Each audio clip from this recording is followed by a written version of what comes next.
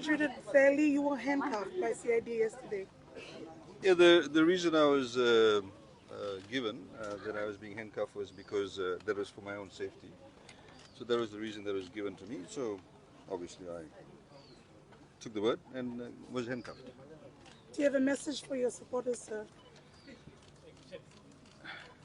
Well, I mean, I think we have to understand that this is a charge that has been laid on me. Obviously, I cannot discuss it because it's sub judice.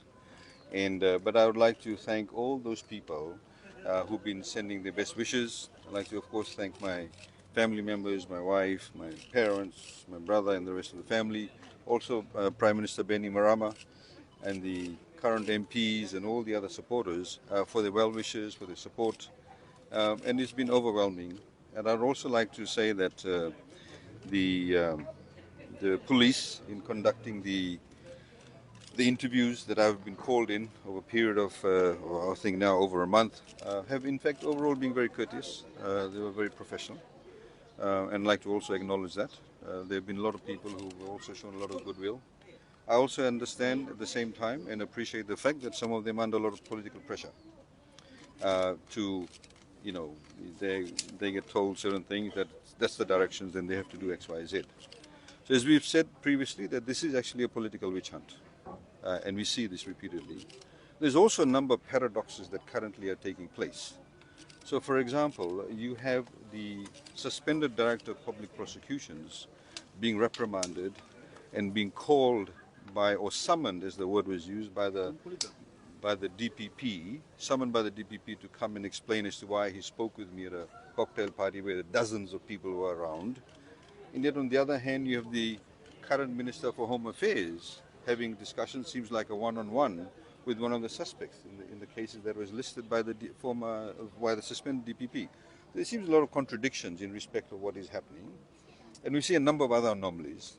So I think, as we've said previously, the Constitution must reign supreme.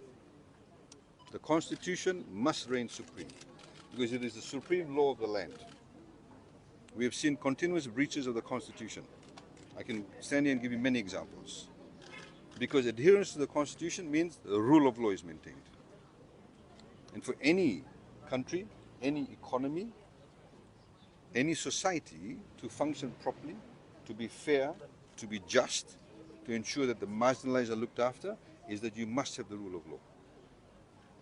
And that is, at the moment it would appear, a number of cracks are appearing. Fundamentally starting off with the non-adherence of the many provisions in the Constitution. Any other question? So you've regarded Ben Maram as the Prime Minister. Don't you acknowledge Mr. Rambuka as the Prime Minister? No, I didn't say. I mean, he was Prime Minister. Of course, I said Prime Minister Benny Marama. Current Prime Minister is Sitiveni Lingamamanda Rambuka. He's the Prime Minister. It's not a question of acknowledging or not acknowledging. How does it feel to be on the inside of the dock, sir? I've been there before.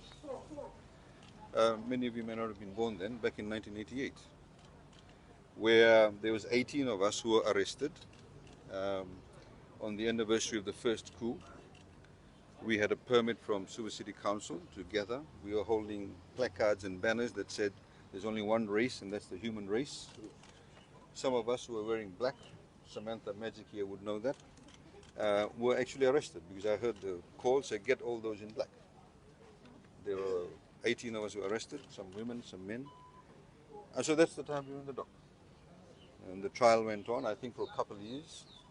And we were found guilty, but given an absolute discharge. In those days, you could get an absolute discharge, which is what had happened. So this is my second time in the dock, so to speak. Sir, thank you. Naka, thank you.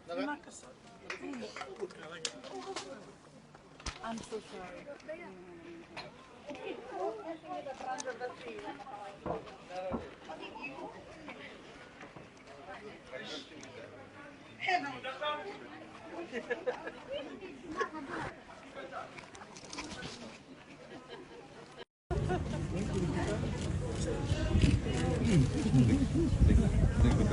Take care. Thank you, thank you, thank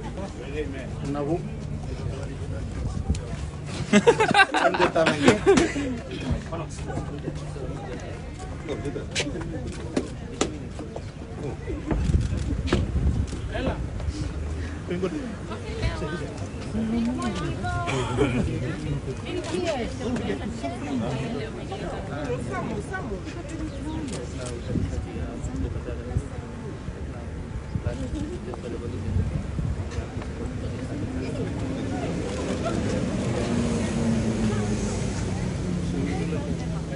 Oh, how are you?